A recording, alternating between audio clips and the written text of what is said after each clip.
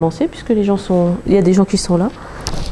Je voulais vous remercier de vous être saisi de la proposition qui vous a été faite. Avec Catherine, déjà au premier confinement, on avait discuté autour d'une proposition un peu comme celle-ci, mais sans aller au bout. Et puis on s'est tous déconfinés, et je me suis dit, bon, finalement, c'est peut-être plus le bon moment, on a repris une vie à peu près normale, etc. Et le deuxième confinement est arrivé.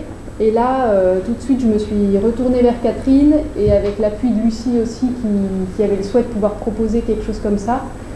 Et on a conçu ensemble ces deux propositions. Il y a eu un groupe de parole pour ceux qui souhaitaient, et puis la conférence d'aujourd'hui.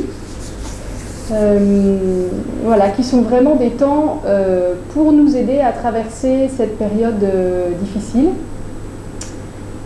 professionnellement, mais aussi personnellement.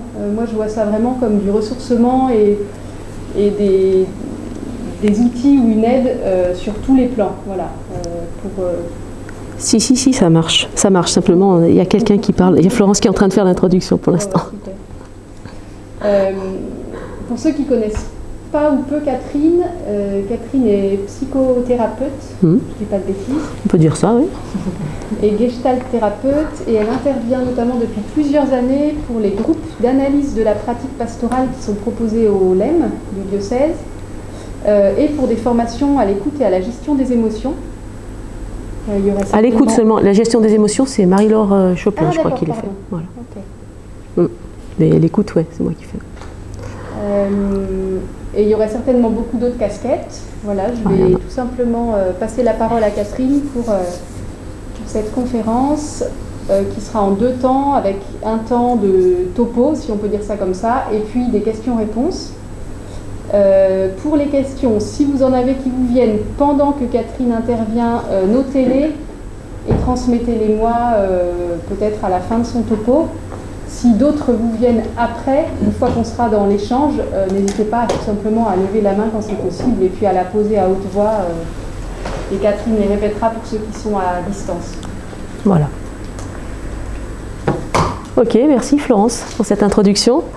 Moi, je suis ravie que ce soit possible, enfin, parce que ça faisait depuis un petit moment qu'on parlait avec Florence, effectivement, de se dire, bon, le confinement, ça a été compliqué, on pensait qu'au déconfinement, ça irait mieux. Ça n'a pas été franchement très net, c'était plutôt assez compliqué aussi à gérer en termes de déconfinement. Puis voilà, et puis le reconfinement est arrivé avant qu'on ait pu mettre en place exactement ce qu'on aurait voulu. Mais il reste qu'on a choisi ces deux propositions simples pour pouvoir tenter quand même de rejoindre les gens et puis qu'elles soient enregistrées pour qu'elles soient partageables ensuite, notamment avec ceux qui auraient voulu être là et qui n'ont pas pu. Voilà. Effectivement, parmi mes casquettes, donc, je suis gestalt thérapeute, ça veut dire je fais de la psychothérapie dans un courant particulier qui s'appelle la gestalt. J'y reviendrai peut-être pendant que j'explique des choses dans mon topo. Je fais des formations et je fais de la psychothérapie quand même parce que c'est mon premier métier pour l'instant. J'ai des patients pardon, une journée par semaine. Avant ça, j'ai été éducatrice et travailleuse sociale pour des personnes très marginalisées. Et ça fait que dans l'accompagnement que je fais, aujourd'hui, j'accompagne beaucoup d'équipes de travailleurs sociaux, en fait. Voilà. Et dans les autres casquettes qui ne sont pas nécessairement utiles, en l'occurrence, mais qui quand même nourrissent ce que je suis, je fais aussi des soins énergétiques.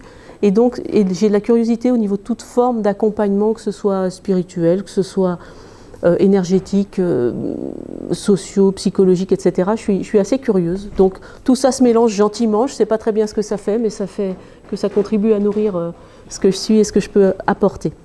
Voilà. Je complète ce que disait, ou je répète peut-être ce que disait Florence pour ceux qui étaient à distance et qui n'auraient pas entendu. Si vous avez des questions ou des choses comme ça qui vous viennent pendant y compris pendant le topo pour ceux qui sont loin, vous pouvez tout à fait envoyer un texto dès maintenant. C'est Florence qui fait le secrétariat et la synthèse de tout ça et qui sera votre porte-voix ici pour moi. Voilà. J'ai intitulé la conférence au cœur de la tempête, quelques repères pour durer. Bon, la tempête, ça a dû surprendre personne, c'est assez bateau, si on peut dire, notamment au milieu chrétien. Et en même temps, l'image me paraissait juste et me paraissait pertinente parce que si vous suivez un peu le Vendée Globe de pour l'instant, où ils sont dans les 40e rugissants et les 50e hurlants, on a une idée de ce que c'est que se prendre des paquets de mer sans toujours les avoir vus venir. d'être beaucoup secoué, d'avoir des vents qui sont parfois de toute façon forts, mais parfois dans une seule direction, parfois dans plein de directions. Et finalement, je crois que c'est bien ça qui nous arrive depuis 8 mois. En tout cas, voilà, c'est vraiment ça. Et l'idée de dire quelques repères pour durer, pour moi, c'était important de ne pas mettre « tenir », par exemple. Si j'avais dit quelques repères pour tenir, ça contient de la tension. Et l'idée, c'est pas d'être en tension, on y est bien assez comme ça. L'idée, c'est de pouvoir durer. C'est-à-dire que cet épisode que nous traversons, retraversons, détraversons, etc., va durer un certain temps, comme aurait dit Fernand Reynaud, ça va durer un certain temps. Le problème qu'on a, c'est qu'on ne sait pas combien de temps ça va durer et qu'on est dans une franche incertitude à ce niveau-là. Et l'idée donc n'est pas de tenir avec tout ce que ça suppose de tension, l'idée est de tenter de durer justement sans tenir, sans être en tension. Voilà, donc je vais axer d'abord sur la question de la tempête finalement. La tempête, c'est quoi ? C'est au mois de mars. Alors, on est décembre-janvier 2020, là. Bon, il y a les Chinois qui ont un problème. Alors, les Français, bien goguenards, disent « Oh, ces Chinois, ils ont toujours un problème. » Bon, d'accord, formidable. Et puis, on se dit « Bon, ça a l'air quand même sérieux. Enfin, bon, mais c'est à eux que ça arrive. » Ça paraissait lointain. Ça s'est un peu rapproché avec les Italiens. Bon, les Français charrient régulièrement les Italiens. Pourquoi pas? On continue. Mais quand même, si on s'intéressait un peu à ce qui se passe chez eux, c'était intense et ça commençait à pas rigoler. Et puis c'est venu en France et là, on a pris peut-être la chose un peu plus au sérieux, avec l'idée qu'il y a toujours un temps de... Je ne sais pas comment dire, mais les gens qui font de l'information disent il y a l'information au kilomètre. Quand c'est proche, ça nous touche beaucoup. Quand c'est lointain, ça nous touche beaucoup moins, même si c'est plus grave. C'est comme ça. Et donc, sans vraiment qu'on l'ait vu complètement venir, je crois, au mois de mars, on s'est retrouvés confinés et de manière très abrupte et très forte. Ça a produit plusieurs choses que je vais détailler là. La première, c'est l'interruption brutale de toute activité. Les activités associatives, les activités paroissiales, les activités professionnelles pour un certain nombre d'entre elles.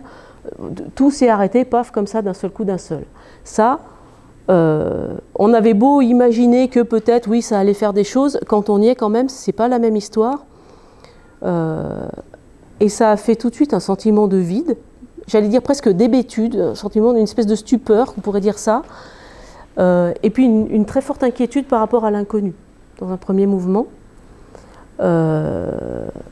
Et corollairement, ça a fait une espèce de morcellement social, c'est-à-dire que toutes ces choses qui allaient de soi, aujourd'hui on rigole quand on arrive à faire une pause café à 3 personnes en étant chacun à 2 mètres de distance, on est super heureux.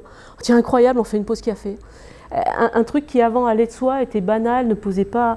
Là, d'un seul coup, on se confronte à beaucoup de solitude. Je précise que je m'adresse là plus aux personnes qui sont en activité. Ce serait encore différent pour des personnes, par exemple, retraitées sans activité ou autres. Mais là, je m'adresse principalement à des gens en activité. Donc, il y a eu une forme d'isolement qui a touché tout le monde plus ou moins, selon qu'on pouvait travailler en présentiel, le nouveau mot de 2020 en présentiel ou pas. Et puis, en même temps, il a fallu quand même continuer à travailler. Il a fallu continuer à faire ce qu'il y avait à faire pour tous ceux qui étaient mandatés pour faire. Souvent, en plus, avec les histoires de chômage partiel ou de travail à distance éventuellement, il y avait parfois plus à faire avec moins de temps. Donc ça a été compliqué. Et ça nous a mis finalement un autre point dans une espèce de flux continu. Moi, je me rappelle beaucoup avoir eu ça à gérer dans les équipes que j'accompagnais. Ils étaient dans du flux en permanence. Alors, ils avaient le groupe WhatsApp avec les collègues pour se communiquer des infos ou pour se faire des blagues, pour faire un petit peu quelque chose de chaleureux, de rond à l'endroit où c'était plus... où il n'y avait pas, quoi. Il n'y avait pas. Donc, ils ont fait ça, mais ils avaient leur mail à remplir, à répondre, etc. Et puis, il y avait les messages sur le téléphone, parce que beaucoup travaillent avec leur portable. Et puis, il y avait toutes sortes alors, les Zooms, les choses comme ça, tout ce qui était visioconférence, les audioconf pour ceux qui en avaient. Et tout ça dans un flux continu, double. Je me souviens avoir croisé une voisine qui bosse toujours dans une grosse entreprise et qui disait « Mais en fait, c'est effrayant, au moins d'habitude, quand on va d'une réunion à l'autre, on a le temps du couloir, là, même pas. La réunion finit à 10h30, l'autre commence à 10h30. Elle dit on n'a plus de pause, on n'a pas le temps d'aller aux toilettes parce qu'on ne va pas aller aux toilettes avec son téléphone ou je ne sais pas quoi. Enfin voilà. Et elle dit c'est effrayant parce que ça s'enchaîne à une vitesse qui est bien supérieure à ce dont on avait l'habitude. Et en même temps, on était sans cesse en train d'aller chercher de l'information aussi. C'est-à-dire que moi, j'ai observé pour moi et pour beaucoup de gens autour de moi, j'ai souvent été étonnée de voir à quel point les gens vérifiaient sans cesse, j'enlève l'oreillette, ça me gêne, vérifiaient sans cesse leurs mails, vérifier sans cesse s'ils n'avaient pas des messages, une espèce de sans cesse comme ça qui n'arrêtait pas. Moi, je me voyais, y compris moi je contrôle peu en général ma messagerie 1 fois ou 2 par jour, je me mettais à la contrôler 5, 6, 10 fois par jour, toutes les heures quelquefois, en me disant mais qu'est-ce qui m'arrive? Et en même temps, j'observais que ça m'arrivait, tout simplement. Ce flux continu, il s'est aussi manifesté dans le flux continu d'informations. Parce que sans cesse... Alors moi, au bout de 3 jours, j'ai arrêté d'écouter la radio, par exemple, et j'ai préconisé à ceux qui me demandaient conseil d'essayer d'espacer au maximum la radio, voire de prendre plutôt les infos par écrit que par audio ou par la télé, parce que ça faisait que on était sans cesse sous un truc où en plus il y a besoin d'alimenter. Alors on voit les mêmes choses quand il y a des grands événements graves, quoi. Il faut toujours en rajouter, maintenir le suspense, imaginer ce que ça va être plus tard, imaginer la faute à qui c'est que ça se passe si mal maintenant, et ça monte en mayonnaise comme ça, simplement. Ça nous maintient dans une espèce de tension permanente et d'émotivité permanente, et c'est épuisant, et c'est très vite épuisant. Rajouter à ça, si on se met à compter les malades et les morts, et c'était, semble-t-il, ce qui se faisait au moins tous les jours, si ce n'est à chaque flash, c'est effroyable. Enfin, je veux dire, c'est comme quelqu'un qui s'est trompé, qui a pris la route du Mont-Saint-Michel pas à la bonne heure, qui voit la marée qui monte, et puis qui se dit « ouais, la marée qui monte, il y a la marée qui monte, mon gars, si tu sais nager, tu fais la planche et on verra où te trouvent les secours. Et si tu ne sais pas nager, c'est mal embarqué parce qu'il va falloir attendre la montée puis que ça redescende, quoi. » Donc voilà, il y a eu beaucoup de choses comme ça autour de ce flux. Et sans doute, une des premières choses qu'il y a eu à faire, en tout cas que j'ai préconisé aux personnes, c'est d'être vigilant à ça, parce que se passait aussi le mélange entre la vie privée et la vie professionnelle. Puisque beaucoup de gens travaillaient chez eux. Je souris parce que je pense à des travailleurs sociaux, par exemple, qui disaient « voilà un truc qui m'est jamais arrivé, d'avoir mon gamin qui débarque en plein entretien avec une famille, ou des choses comme ça. » Bah oui, évidemment, c'est pas arrivé. Ou qui se met à pleurer, ou voilà, des choses comme ça. Et il fallait s'en occuper, en sachant pour mémoire en plus que le premier confinement, les parents avaient les enfants à la maison pour la scolarité. Je crois qu'on était au summum de ce qu'on pouvait faire de complications. Et donc, il y a eu un mélange vie privée, vie professionnelle. Je suis frappée, par exemple, qu'aujourd'hui, je sais à peu près dans toutes les équipes d'éducateurs que je suis, qui est en couple, qui ne l'est pas, qui a des enfants, qui n'en a pas, à peu près l'âge des mômes, famille recomposée, pas recomposée, etc. Et c'est drôle, parce qu'avant, j'en avais à peu près pas d'idée. Donc ça a fait cette espèce de mélange-là aussi, qui, dans les accompagnements, pouvait parfois être délicat. Je parle au moins pour les travailleurs sociaux. Je pense que ça a pu jouer aussi pour les laïcs en mission ou les personnes qui travaillent au service du diocèse, mais je ne sais pas exactement dans quelle mesure. Parce que déjà, ce mélange-là, notamment pour les laïcs missionnés en paroisse, il est déjà actuel. Enfin, les gens connaissent le mari ou la femme, mais en général, c'est des femmes qui travaillent, donc c'est le mari de la laïque missionnée en paroisse, par exemple. Donc ils savent s'il y a des enfants, pas des enfants, s'ils sont à la maison ou pas. Voilà. Cette espèce de flux continu, finalement, ça a fait qu'il y avait zéro stabilité, absolument aucune. Pas de stabilité aussi parce que, d'ordinaire, on est dans une certaine linéarité dans le temps. C'est-à-dire que, par exemple, classiquement, là, on prépare Noël, on se dit un petit peu qui c'est qu'il va y avoir à la maison, ou etc., les courses, ou les cadeaux, etc. Là, on préparait l'allocution de Jean Castex pour savoir ce qu'il allait dire pour après le 15 décembre, tout en sachant qu'on pouvait préparer un peu, puis en même temps pas vraiment. Et ça, c'est pas juste cette semaine, ça a été toutes les semaines pratiquement, depuis 8 mois. C'est-à-dire que chaque semaine, il y avait « attention, il y a un tel qui va parler dans X jours », donc on est dans l'attente de ce qu'il va dire. Ça commence à fuiter dans les médias, donc on sait que machin va dire, mais il ne l'a pas encore dit. Donc ça vous occupe déjà les 3-4 jours avant. Puis ensuite, il le dit, alors il y a les comptes rendus de ce qu'il a dit. Et puis ensuite, il y a, voilà, mais ça c'est les grandes lignes, mais machin va parler dans 2 jours pour vous donner les directives de manière précise. Donc on sait et on ne sait pas. Et puis pendant ce temps-là, il y a les médias qui se perdent un peu en conjecture en disant mais alors est-ce qu'il va dire ci ou ça? Est-ce que finalement ça ou ça va être possible? Bon. Et ensuite, les directives tombent, de préférence le jeudi soir ou le vendredi soir, pour évidemment être effectives le lundi matin aux aurores si c'est possible. Ça a donné des situations rocambolesques. On se rappelle des fameuses directives de déconfinement qui tombent le 7 mai au soir, veille d'un week-end de 3 jours, pour être effectives le lundi matin, ou quelque chose du genre. Je crois que c'était ça. Je me tourne vers Florence, qui opine du chef. Effectivement, c'était ça. Donc et ça, c'est épuisant parce que c'est toutes les semaines. C'est-à-dire que ce qu'on pourrait penser être un état stable n'est jamais stable. Une information tangible ne l'est pas. Confère par exemple ce qui s'est passé autour des masques. Les masques, c'est important, non, c'est pas important, ça sert à rien, oui, non, en tissu, pas en tissu, ah, finalement c'est obligatoire, etc., etc. Et ça, c'est sans fin, et ça l'a été à peu près pour tout. Et c'est très, très, très fatigant quand on essaye de suivre. Donc l'idée, c'est vraiment, j'y reviendrai, mais de tenter de se décaler de ce flux-là, et de se décaler aussi d'une parole qui ne tient pas. Parce qu'on est habitué, grosso modo, d'une certaine manière à une linéarité du temps, c'est-à-dire à se projeter dans le temps, et puis voilà. On sait qu'en même temps c'est nécessaire et on sait qu'à la fois c'est illusoire, parce qu'il suffit que quelqu'un ait un pépin de santé, un souci de famille, un problème de transport, une grève, peu importe quoi. Mais on sait que tout ça peut tomber à l'eau à certains moments. Mais enfin, c'est pas aussi massif que ce que c'est là. Ça ne concerne pas tout le monde, et c'est pas à chaque instant comme c'est là. Et puis cette parole qui ne tient pas fait que ça contribue à nourrir beaucoup d'angoisse, parce qu'on ne sait plus qui croire, on ne sait plus que croire.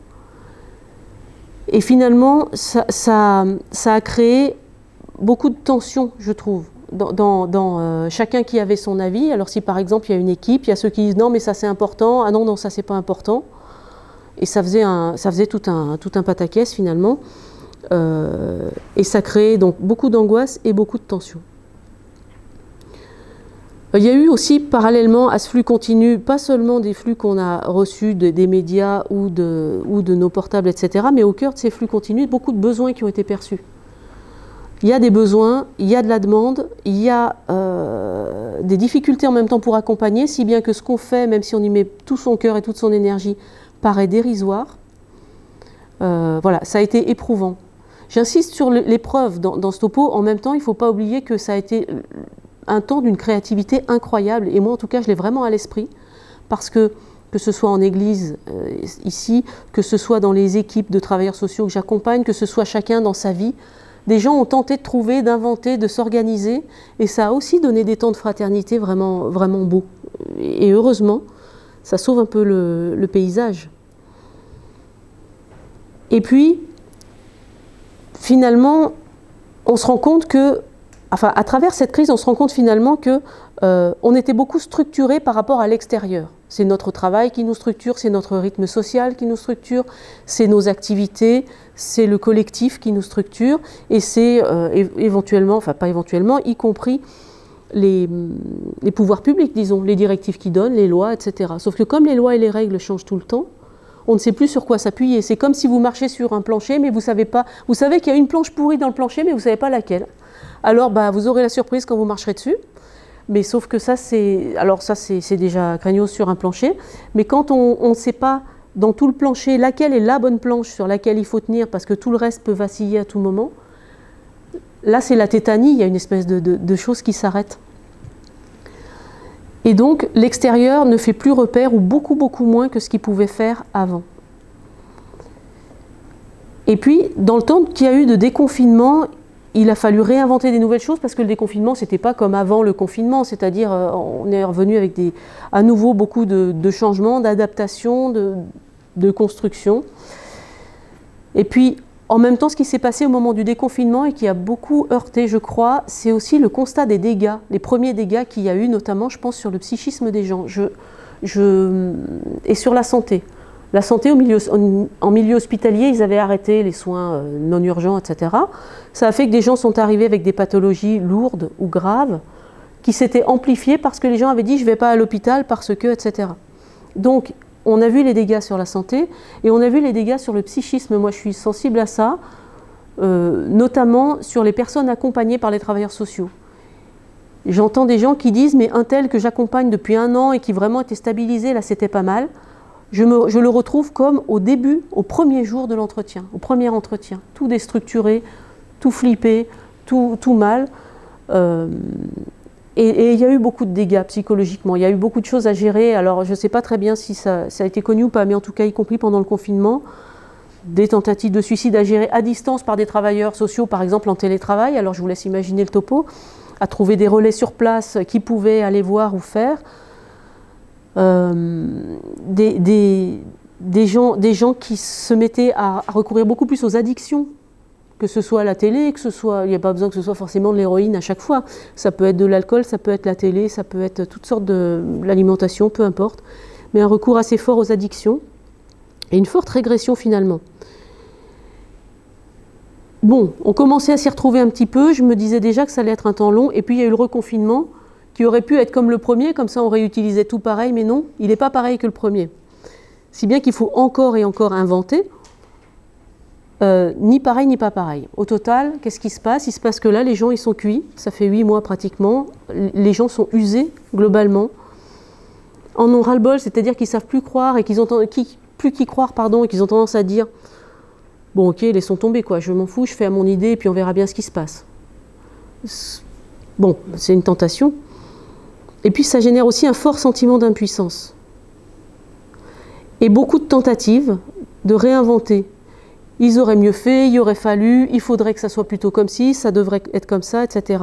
C'est-à-dire une incapacité à un moment donné à composer avec le réel tel qu'il est et à entrer finalement, accueillir dans ce qui est, entrer dans une forme de consentir à ce qui est. Et finalement, sur cette affaire de tempête, ce qu'on peut constater, c'est, enfin en tout cas la lecture que j'en ai, c'est que cette crise, je la regarde pas tant comme un déclencheur, même si elle a déclenché beaucoup de choses, que comme un révélateur des vulnérabilités. Imaginez par exemple que vous tenez entre vos mains une membrane un peu élastique de type, je sais pas, papier cellophane, chambre à air de vélo, un truc comme ça, et que vous tirez dessus en écartant, si ce n'est pas de structure très homogène, et l'être humain n'est pas de structure très homogène, et la société non plus, au bout d'un moment, il y a des points, des lignes plus transparentes, plus translucides qui vont apparaître, et c'est ces endroits-là où ça va craquer en premier. Et moi, je crois que vraiment, cette crise génère de telles tensions, cette crise et sa gestion, dont j'ai rien à dire, si ce n'est que chacun essaye sûrement de faire au mieux là où il est, mais ça crée une telle tension que finalement, les failles apparaissent, les failles psychiques, les nôtres, notre vulnérabilité, nos points de sensibilité, là où avant ça tenait, c'est plus fragile, ou des fois ça craque.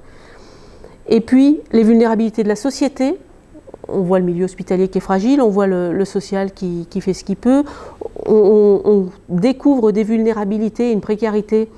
Je me souviens au tout début, à l'époque où il y avait des stocks de papier toilette en cours chez un certain nombre de nos concitoyens, on s'est rendu compte de la fragilité, par exemple, des lignes d'approvisionnement dans les magasins. On s'est dit, mais si tout le monde fonctionne comme ça, on va être en rupture de stock alors qu'il n'y a pas de pénurie. Voilà. Et puis des vulnérabilités dans les relations sociales et dans les relations avec le politique et avec tout ce qui est le pouvoir qui organise notre vie. Une chance, ça a aussi été le révélateur de potentiel, parce que sinon, là, il n'y a plus qu'à se mettre la corde au cou, puis on arrête la conférence ici. Ça a aussi été un révélateur des potentiels et d'une créativité et d'une solidarité pour être créatif. Je pense notamment à toutes sortes de choses qui se sont faites au niveau des nouvelles technologies, où je pense que YouTube a gagné un nombre d'utilisateurs compétents, et Facebook avec, absolument incroyable, et Zoom, et OVH conférence qu'on utilise aujourd'hui, enfin voilà. Donc finalement, ça a aussi créé vraiment un saut et un développement de potentialité, de créativité, pour aller rejoindre aussi ceux qui sont le plus éloignés, ceux qui pouvaient être seuls. Je pense aux lettres, par exemple, qui ont été faites pour les personnes en prison qui n'avaient plus de visite de l'aumônerie. Il y a eu des choses, je crois, qui se sont faites aussi comme ça avec les personnes âgées ou autres. Enfin voilà. En tout cas, il y a eu une créativité.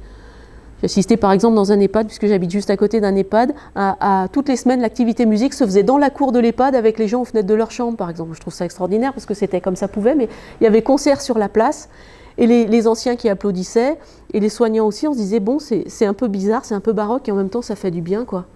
Ça fait vraiment du bien. Alors, avec tout ça, vous allez me dire comment on va faire pour durer. Je vais tirer simplement quelques axes, je ne vais pas être très longue, parce qu'à ce moment-là, je serai plus intéressée par la question, par les questions et vos questions. Déjà, cette vigilance à propos du flux permanent et de la déstructuration que ça amène par rapport au rythme personnel, que la crise amène par rapport au rythme personnel. C'est idiot, j'ai dit déstructurer, l'idée ce serait de restructurer. Alors comment on fait ça? Par exemple, de se créer des petites routines. On a l'impression que ça fait un peu vieux schnock, là, de se dire, bon, je vais organiser mes petites routines et tout ça, machin. Eh bien oui, mais bon, alors le matin, je vais quand même me lever à peu près à la même heure que d'autres fois, même si c'est pas mon jour de télétravail, c'est un jour chaud, mais je vais garder mes petits rituels, mes horaires, mes machins, pour me dire, tiens, il y a dimanche et puis il y a la semaine, quoi, il y a le week-end puis il y a la semaine. Essayez de structurer des petites routines. Tiens, là, c'est à peu près telle heure, je vais faire mon petit tour de 1 heure dans mon kilomètre préféré, autour de chez moi, voilà.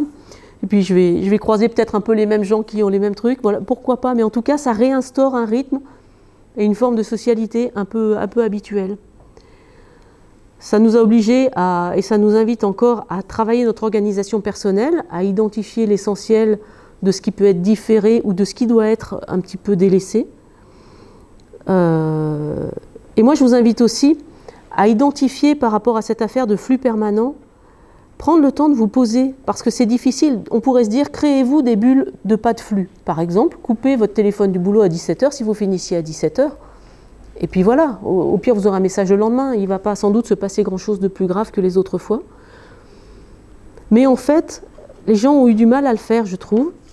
Et ça, c'est une invitation à identifier nos craintes, nos peurs. Qu'est-ce que j'imagine qui pourrait se passer? À côté de quoi est-ce que je crois que je pourrais passer?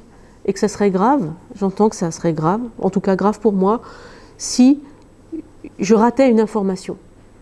Parce que je crois que dans cet attachement au flux, il y a aussi la peur de rater une information cruciale, une information essentielle, que ce soit le flux des informations classiques, à la télé ou autrement, ou que ce soit le flux qui nous vient plus de manière directe, personnelle.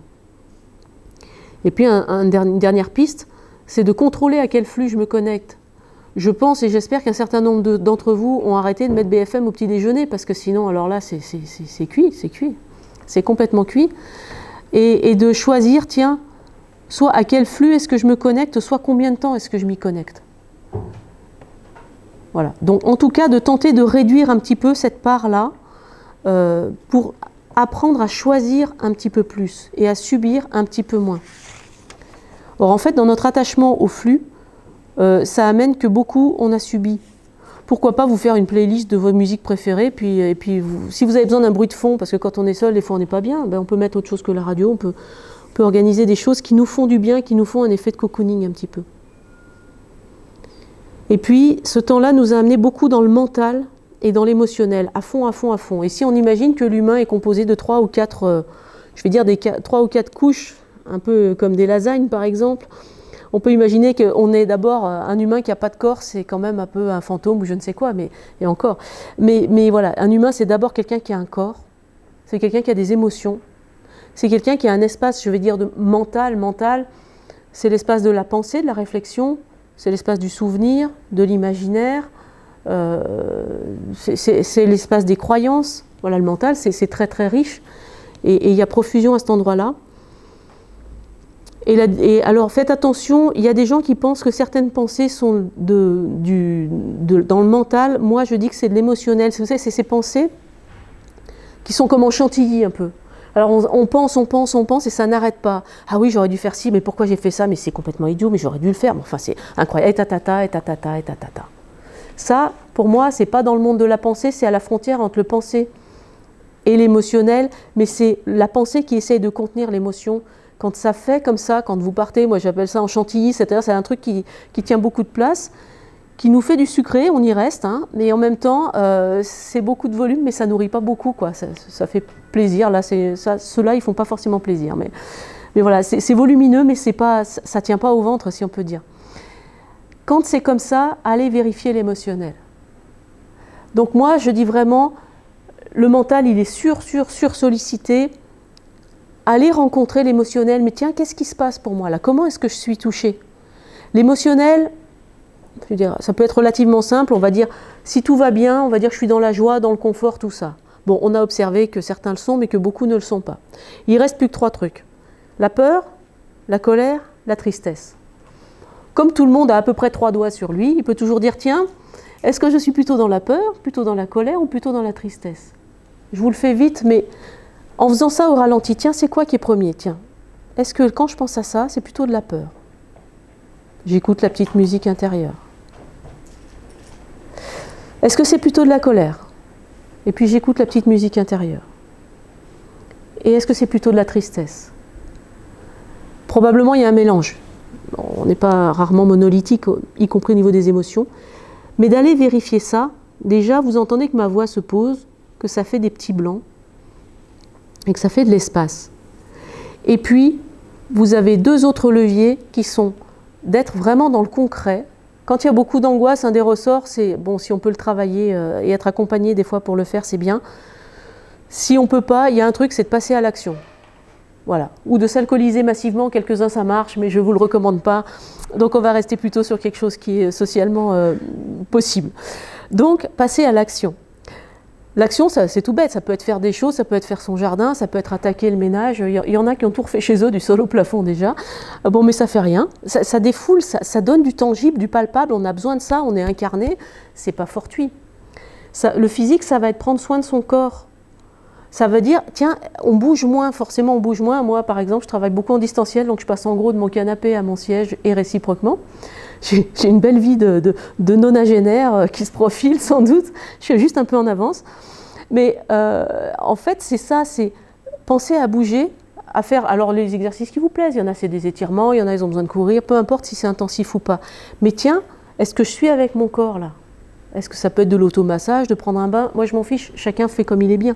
Mais de prendre soin du corps, du palpable, du charnel, parce que c'est ça qui vous fait appui. Et puis, à l'autre bout, j'ai dit schématiquement que l'être humain est physique, émotionnel, mental. J'oublie une dimension volontairement, parce que ça, c'est au moins quelque chose à quoi tout le monde peut adhérer. L'être humain, il est aussi spirituel. Alors c'est pareil, il y a des manières d'être religieux qui sont très mentales, il faut pas, c'est bien, c'est pas bien, etc. Et certains n'arrivent pas à aller tellement au-delà de ça, et d'autres sont plus spirituels, plus à se laisser nourrir, à se laisser emmener, à se laisser conduire. Voilà, c'est dans quelque chose de plus subtil, ce que j'appelle le spirituel, et là aussi se nourrir spirituellement. Aller de toute façon vers ce qui nous fait du goût et du soutien, que ce soit physiquement, que ce soit dans les émotions, passer un coup de fil qu'on aime bien, à quelqu'un qu'on aime bien, avec qui on peut rire un peu. Ben voilà, ça ne change pas la face du monde, mais bon sang, ça fait du bien. Se nourrir au niveau intellectuel, mais si possible pas trop en mâchouillant du charbon, mais plutôt des trucs qui aident à penser, qui aident à sortir les idées, puis peut-être qu'ils peuvent parler d'autre chose que de Covid, c'est pas aberrant non plus. Et puis se nourrir aussi spirituellement, quelque chose qui va nourrir mes valeurs, qui va nourrir mon regard sur le monde. Un regard qui est peut-être plus lumineux, qui peut peut-être briller un peu, qui peut être plus en tendresse avec le monde. Et puis, soigner vraiment la dimension relationnelle, pouvoir partager avec d'autres quand ça nous est donné, pouvoir créer la situation, appeler des gens, prendre soin des autres si on peut. Et si on ne peut pas, c'est pas grave. Peut-être qu'il y aura des questions autour de ça, mais à l'impossible, nul n'est tenu, c'est-à-dire que vous avez aussi à prendre soin de vous et parfois de vous d'abord. Servir premier, le plus souffrant, c'est parfois se servir soi-même et prendre soin de soi-même d'abord. Et c'est également valable. Parce que le comme toi-même ne peut pas s'appliquer s'il n'y a pas de moi-même. C'est-à-dire que tu aimeras comme toi-même, tu aimeras ton prochain comme toi-même. Si je traitais les autres aussi durement que je me traite moi, je crois que des fois, je n'oserais pas le dire à grand monde. Hein. Voilà. Donc voilà. Mais ça ne se fait pas tout seul, évidemment. C'est des remarques, c'est des pistes, mais ça ne se fait pas tout seul. Donc pour moi, la priorité, elle est vraiment là. Peut-être je pourrais dire 2 mots de la biologie du stress si c'est pertinent et que ça intéresse des gens. Mais en tout cas, voilà, le stress au long cours nous fatigue, nous épuise et nous rend malade. Donc il faut être attentif. Et puis une dernière chose, c'est sur ces affaires de rupture incessante de rythme, d'information, de rupture incessante à tout niveau. Je crois qu'on en est un petit peu rendu, comme on dit dans l'ouest de la France, à penser le temps de manière brève, sur du temps court. On ne peut pas se projeter. Et à la fois, les projets nous donnent envie, donc c'est intéressant et c'est heureux d'avoir des projets. mais à ce compte-là, des projets simples, des projets qu'on peut simplifier. Nous, on avait un projet avec Florence, c'était de tenter une demi-journée ou une journée avec des groupes de partage qui seraient ouverts aux LEM, peut-être aux administratifs, peut-être aux prêtres. Je ne savais pas trop, on était en train de phosphorer encore quand on a été reconfinés dans notre phosphore, donc voilà. Mais voilà, on a pris des options simples qui peuvent être démultipliées, qui peuvent être répétées, pourquoi pas, je ne sais pas. Mais voilà, faire des choses sur le temps court et beaucoup travailler sur le moment présent. Voilà, le moment présent comme le seul moment où finalement je peux être là et le seul moment qui soit sûr. Et si juste un instant, vous vous posez là simplement, vous vous calez au fond de votre siège et puis on fait juste quelques secondes, quelques respirations de silence. Juste voilà, se poser au fond de son siège, se redresser, peut-être laisser tomber le regard, c'est plus facile que de le tenir en haut, vous le laissez tomber là où il tombe. Et simplement prendre conscience qu'à cet instant, je respire, je suis là. Sentir l'appui sur ma chaise, sentir l'appui sur mon siège. Mon squelette me porte, j'ai rien à faire, juste à être là et à me laisser porter par cette structure qui est la mienne, mon corps. Avec le moins de tension possible, ça tient quand même, pas de risque de tomber. Et simplement sentir l'air qui entre et l'air qui sort. La vie est là, à cet instant, juste pour maintenant. Et la vie est encore là. Être simplement silencieux, aligné, immobile. Quelques secondes avant de commencer un repas, quelques secondes avant de commencer une activité, quelques secondes pour faire une pause. Si vous pouvez vous offrir ça, à différents moments dans la journée, même ne serait-ce qu'une fois par jour, c'est pas grave, ça n'a pas besoin de durer longtemps, juste quelques secondes comme là. Prendre conscience qu'à cet instant, tout est bien. Tout va bien. L'instant d'après, on ne sait pas encore, mais tout va bien. Voilà. Pouvoir retrouver de l'appui, pouvoir retrouver de l'ancrage, de l'enracinement. Pour ça, des petites méditations, il en existe plein sur Internet, je pourrais vous donner quelques références si ça vous intéresse. Il y a des petites méditations toutes simples, mais qui prennent 2 minutes, 3 minutes, et qui vraiment peuvent faire du soutien, et peuvent vous donner de l'appui, et être accompagné à ça, parce que ce n'est pas toujours facile de le faire tout seul. Voilà, et je voudrais terminer par une citation de Marion Muller-Collard, dans L'autre Dieu, parce que c'est un livre que je trouve éblouissant en général, et a fortiori quand on est dans la tempête ou dans toutes sortes de galères. Le sous-titre de L'autre Dieu, c'est La plainte, la crainte et la grâce, je crois. Ah oui, la menace, c'est ça. La menace, la crainte et la grâce. Non, à la plainte, la menace et la grâce. Heureusement, il y a Florence qui viole à mon secours. Elle commence ce livre par cette phrase que je trouve incroyable. Elle dit « C'est malheureux, mais il n'existe pas de cours à l'université pour apprendre l'impuissance. » Quelque chose comme ça. Nous sommes dans ce temps-là, du temps de l'impuissance. Et en même temps, se sentir impuissant n'est pas être impuissant, c'est juste ne pas être tout puissant. Ne pas être aussi tout puissant qu'on aurait voulu. Et pour autant, il y a un chemin dès l'instant où on peut commencer à accueillir, à consentir vraiment ce qui est. Voilà, je vous remercie.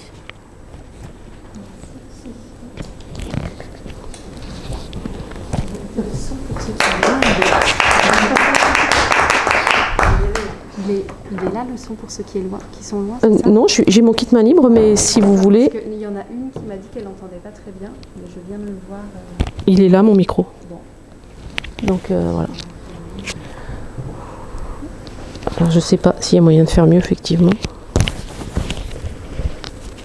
C'est le temps pour les questions. Voilà.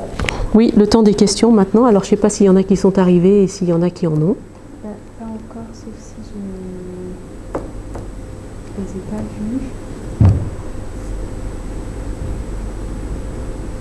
J'espère que ça capte bien. Voilà.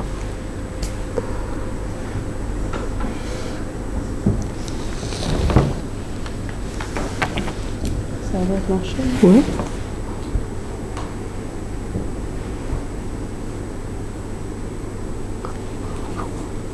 Ouais, ben, je sais pas. Donc s'il y a des questions, soit à distance, soit là dans la salle. n'hésitez pas.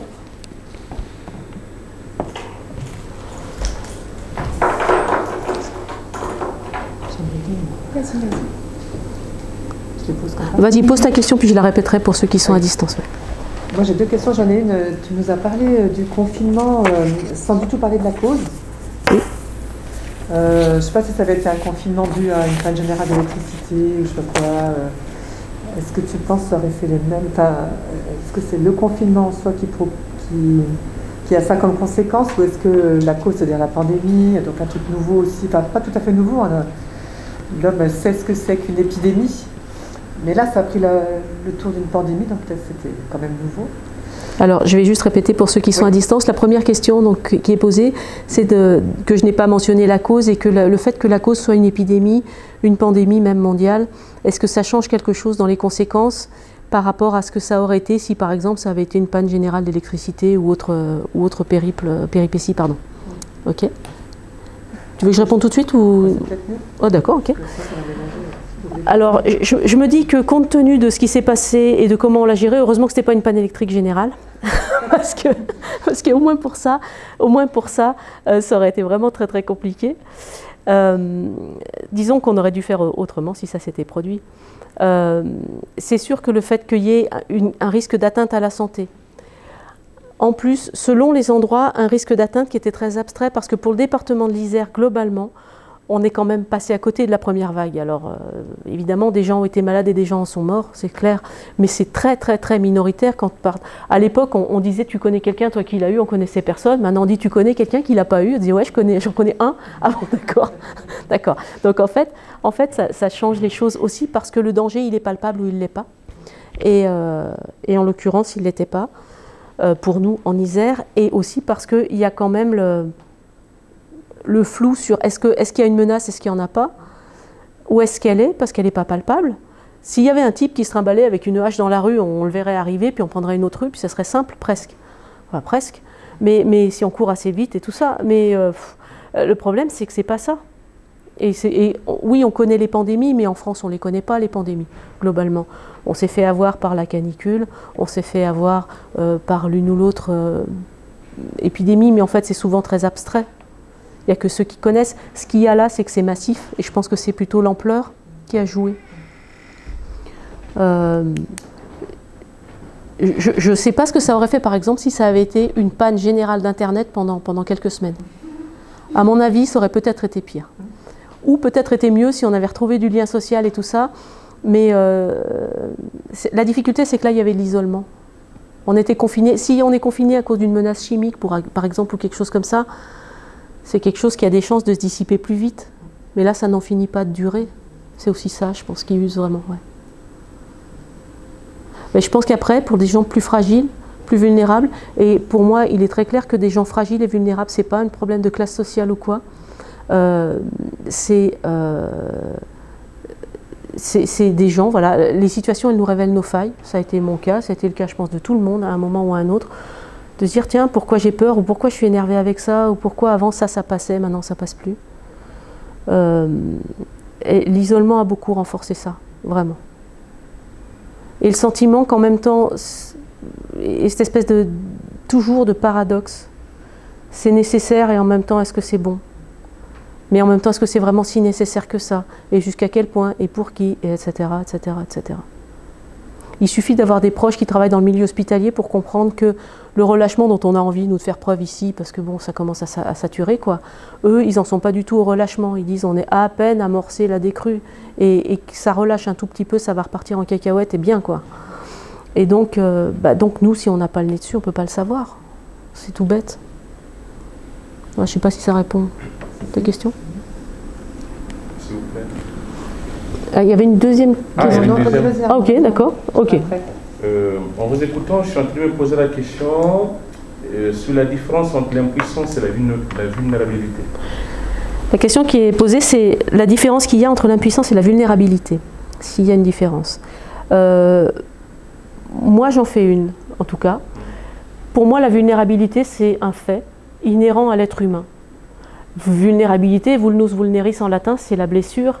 Donc être vulnérable, ça veut dire je peux être blessé, simplement. Et ça, je pense que n'importe qui peut savoir qu'à un moment donné, il peut être blessé. Il y en a certains qui le montrent moins que d'autres. Il y en a certains, on ne voit pas comment on peut les rejoindre ou les toucher, mais n'empêche que dans le fond de l'histoire, c'est qu'ils sont vulnérables aussi. Et d'ailleurs, ils ne mettraient pas tant d'énergie à ne pas l'être ou à ne pas le paraître s'ils ne l'étaient pas. L'impuissance, pour moi, c'est... Alors, soit il y a l'impuissance vraie, mais qui est finalement relativement rare.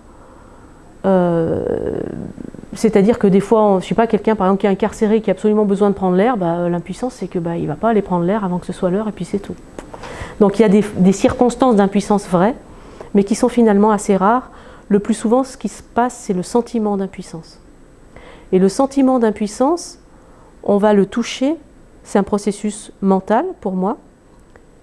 On va le toucher quand on voudrait tellement que ce soit autrement. On dit il faudrait, c'est pas normal, ça devrait être autrement, etc. Il y a une espèce de rage comme ça. Et c'est à l'ampleur de notre rage qu'on peut mesurer notre sentiment d'impuissance et l'ampleur de notre sentiment d'impuissance. Mais pour moi, il y a un livre que j'aime beaucoup qui parle de ça, qui s'appelle « Aimer ce qui est » de Byron Katie. C'est une femme qui a été dépressive pendant très longtemps, puis qui un jour a eu une espèce de révélation sur le fait que sa dépression était très liée aussi à la manière dont elle regardait le monde. Et le sentiment d'impuissance, c'est ça, c'est comment est-ce que je regarde le monde, et aux endroits où je me sens impuissant, regardez que cela est. Et finalement, ne parlez que au présent, cela est. C'est ça qui se passe. Regardez, c'est ça qui se passe. Et en même temps, le regarder, si c'est possible, avec un petit pas de côté. C'est pour ça que souvent, je pense à la méditation de pleine conscience, ou sous une autre forme plus ancienne, à la méditation zen, par exemple, pas forcément confessionnelle, mais simplement parce qu'on observe les mouvements intérieurs, on observe ce qui se passe à l'intérieur, sans chercher à ce que ça soit autrement. C'est le type de démarche qu'on peut trouver aussi, par exemple, dans la spiritualité ignatienne. On va sentir les mouvements intérieurs. Et à cet endroit-là, observer que tiens, c'est là. Et quand on est dans le sentiment d'impuissance, c'est ce que j'appelais tout à l'heure les pensées qui partent en mousse comme ça, c'est vraiment utile de revenir à l'émotionnel et de se dire ce sentiment d'impuissance, en fait, c'est juste la douleur qu'il y a à ne pas être tout puissant. La douleur qu'il y a à ne pas pouvoir empêcher que cela soit, et que cela soit douloureux. Cela soit difficile, cela soit inquiétant. Et ça, on a à le traverser. Et voilà, on a à le traverser, simplement ça nous met souvent dans une espèce de frénésie, et quand le temps comme ça commence à s'accélérer, c'est souvent qu'on est en train de toucher du sentiment d'impuissance. Et je pense qu'il est heureux à ce moment-là, si on peut le faire, ou si on peut être accompagné pour le faire quand on n'y arrive pas tout seul, à aller regarder, mais en fait, ce sentiment d'impuissance, qu'est-ce qu'il m'enseigne, qu'est-ce qu'il me dit de ma vulnérabilité? Qu'est-ce qu'il me révèle de moi que jusqu'ici je n'avais pas eu l'occasion de toucher? J'ajoute que l'autre versant de ça, le symétrique pratiquement, c'est la créativité. Qu'est-ce qui fait qu'avec un tel niveau de contrainte, j'avais jamais eu un tel niveau de contrainte, donc je n'avais jamais eu à créer, à utiliser tel ou tel outil, à faire telle ou telle chose, mais tiens, je découvre que je suis capable, j'aurais pas cru. Donc ça se tourne aussi en positif, ça. Donc le sentiment d'impuissance peut être un premier mouvement très angoissé, puis une fois qu'on arrive à se poser un petit peu, on peut à ce moment-là développer de la créativité et de la nouveauté à cet endroit-là. Voilà, moi, comment je regarde les choses. Merci, c'est très éclairant. Ok. Catherine, oui. Qu'est-ce qu'on peut faire de la colère? Vous parliez tout à l'heure de la colère, mais je ne sais plus à quel moment. Quand elle est là, qu'elle bouillonne bien, c'est hyper envahissant, une colère. Qu'est-ce qu'on peut faire pour gérer ça, pour le traverser La question est de savoir ce qu'on peut faire pour la colère. Quand on est très en colère, que c'est très envahissant, pour le gérer, pour le traverser. Comment on fait avec la colère qui est là? Ce que je vais dire, je pourrais le dire en fait de n'importe quelle émotion, notamment négative, parce que c'est celle-là qui nous dérange. Quand on est super fou de bonheur ou fou amoureux, on n'est pas très dérangé par tout ça, ça va vachement bien. Donc, mais en fait, c'est la même intensité et le même envahissement. Hein. Vous voyez quelqu'un qui est fou amoureux, là, si vous avez des ados autour de vous, alors là, ça y est, c'est la grande aventure, ou quelqu'un qui vous fait une bonne crise de la quarantaine dans les grandes largeurs, c'est pareil. On se dit, mais c'est pas possible, c'est bon, on a compris, maintenant, on va passer à autre chose un peu. Eh bien non, ça n'a pas l'air complètement possible, à vrai dire. Non, ça ne fonctionne pas comme ça. Ça ne fonctionne pas si bien, voilà, c'est ça, on ne peut pas zapper. La première chose, c'est de s'en rendre compte, et c'est pas facile. C'est-à-dire, la première chose, c'est de se rendre compte que l'espèce d'effervescence de machin dans lequel je suis, tiens, ça parle d'une émotion, Mais en fait, c'est quoi la couleur qui est dessous? C'est quoi la couleur émotionnelle? Alors, un, c'est déjà de s'en rendre compte. Parfois, les autres vous y aident en disant, mais c'est pas possible, qu'est-ce que t'as? La tentation serait grande de les envoyer promener en disant, enfin, tu te rends pas compte, mais c'était complètement incroyable. Et on est reparti pour un tour de batteur, là, comme ça. Et en fait, pouvoir se dire, tiens, faire retour sur soi un petit moment et dire, mais en fait, oui, qu'est-ce qui se passe? Et déjà, avec vos 3 doigts sur vous, dans quel état je suis? Colère, tristesse ou peur? Et bien vérifier, parce que selon notre tempérament, c'est l'une ou l'autre émotion qui va apparaître en premier. Bon, c'est comme ça. Mais j'ai souvent observé, par exemple, qu'il y avait des gens qui étaient, par exemple, très en colère, mais souvent, en fait, ils ne pouvaient pas toucher la tristesse qu'il y avait derrière. Ou l'angoisse qu'il y avait derrière. Donc, vérifiez cette émotion-là, qui est la première, mais vérifiez ce qu'il en est des 2 autres. Et prenez le temps de laisser décanter un peu, comme j'ai fait tout à l'heure, pour dire, mais en fait, tout ça, c'est bien agité, comme un verre avec de l'argile dedans, par exemple, c'est trouble. Et si on laisse décanter, comment est-ce que ça se pose? Et si c'est un verre avec plusieurs matériaux, lequel c'est qui est le plus lourd et qui va vers le fond? Et c'est probablement celui-là, même si ce n'est pas celui qui apparaît en première intention. Et ensuite, je dirais qu'à chaque émotion correspond un type d'événement qui la suscite. Si je suis en colère, ça va être de regarder, tiens, mais quel est le préjudice que j'ai le sentiment de subir? En quoi est-ce que j'ai l'impression d'être lésée? Si je suis triste, ça va être, tiens, quelle est la perte que je subis? Qu'est-ce que c'est qui est plus comme avant? C'est quoi que j'ai perdu? Ou c'est qui que j'ai perdu peut-être? Et puis, s'il y a de la peur, la question, ça va être, mais quel est le risque exactement? Le risque, alors le risque à long terme, on continue à être dans le mental. Ok, le risque à long terme, je vois. Et là, tout de suite, à cet instant, parce que pour que ce soit aussi intense, c'est pas seulement un risque à long terme. Je me dis souvent que si on connaissait l'avenir, c'est intéressant de ne pas connaître l'avenir finalement. Des fois, on voudrait savoir comment ça va finir, comment on va vieillir, comment ça va se passer ou je sais pas quoi. Des fois, on préfère pas savoir. Mais en tout état de cause, on ne le sait pas. Et ce qui se passe, c'est que si on le savait, on serait sans cesse dans l'attente de l'après. Soit on craindrait qu'il arrive, soit on serait pressé que ça arrive. Et donc, en réalité, pouvoir se poser avec ces 3 questions. Qu'est-ce que tu crains? Qu'est-ce que tu as perdu? En quoi est-ce que tu es lésé? Une fois qu'on a vu ça, pouvoir à ce moment-là, je vais quitter ça, pouvoir à ce moment-là simplement regarder si c'est vrai et si c'est vraiment vrai. Parce que si je suis en colère, alors des fois j'ai besoin d'agir par exemple pour la faire baisser d'intensité, d'autres fois ça va être simplement, ok, je me pose et j'accueille que je suis en colère. On ne peut pas toujours le faire de soi-même à soi-même, mais si on est seul, on peut le faire comme si on accueillait un enfant, un gamin. Vous savez, les petits tout, là, les pas grands, là, pas un grand zouave de 15 ans, parce que s'il se met sur vos genoux, ça ne va pas du tout. Et puis bon, il ne se laisse pas trop approcher des fois. Mais un petit gamin qui viendrait, qui serait furieux, qu'est-ce que vous feriez? Ben, probablement, vous le prendriez sur vos genoux, vous feriez un câlin, lui gratouillant la tête, puis en disant, raconte, qu'est-ce qui se passe? Dis-moi, qu'est-ce qui se passe là? Alors, mais qu'est-ce qui...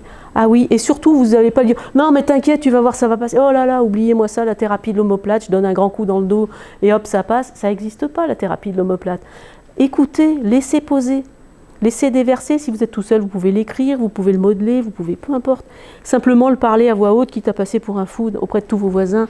Mais c'est pas grave. Et peut-être même, par exemple, quand on a besoin de... Moi, je me dis, on peut tout oser. Si on a du mal à se figurer cet enfant posé sur soi, on peut tout à fait prendre comme un coussin ou un truc un peu qui tient de la place et le poser sur ses genoux pour avoir quelque chose à tenir dans ses mains. On est aussi un corps, prendre appui sur ça si on a besoin. Et dire, mais raconte, qu'est-ce qui se passe? Tatati tata, tatati tata, ok, et encore, qu'est-ce qui se passe aussi derrière? Et comme si on allait épurer, puis au bout d'un moment, ça se tarit de soi-même. Et ce qui fait que la colère demeure, par exemple, si on prend l'exemple de la colère, c'est souvent soit qu'elle parle d'autre chose, c'est-à-dire qu'en fait c'est de la tristesse en dessous ou que c'est de la peur en dessous. En gros, 2 types d'émotions qui amènent plutôt à une forme d'effondrement. On voit ça dans le processus de deuil, par exemple, souvent le premier mouvement c'est de la colère. Dire, mais enfin, mourir comme ça, me faire ça à moi, etc.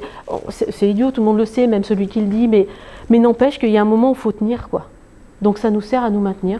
Si ça dure, c'est peut-être que ça ne parle pas de ça, c'est pour ça que les 3 questions peuvent être aidantes. Et sinon, si ça dure, c'est probablement aussi qu'on n'arrive pas à accueillir et à écouter vraiment jusqu'au bout ce qui se passe. Et ça prend du temps. Alors peut-être qu'on n'a pas le temps de le faire totalement en une fois, mais d'y revenir, de ne pas considérer que ça y est, ça s'est un peu atténué, c'est passé. Non, c'est pas passé. C'est en cours et ça prend du temps parce que ça nous mobilise en profondeur vraiment. Voilà. J'ai une question qui est arrivée par SMS. Comment gérer les inquiétudes des autres quand elles rejoignent les nôtres? Ah, c'est une belle question. Alors, faut peut-être la redire. Oui, comment gérer les inquiétudes des autres quand elles rejoignent les nôtres? Bah là, c'est sûr qu'il y a le phénomène de résonance qui se met en place et on a vu ça beaucoup donc avec les médias, effectivement, puis on entend des histoires et puis nos fils Internet, quand on en a, nourrissent aussi ça. La première chose, c'est de travailler sur soi. La première chose, ça va être de remettre de la temporalité, c'est-à-dire de partir sur un temps un peu plus long, de ne pas chercher tout de suite à répondre.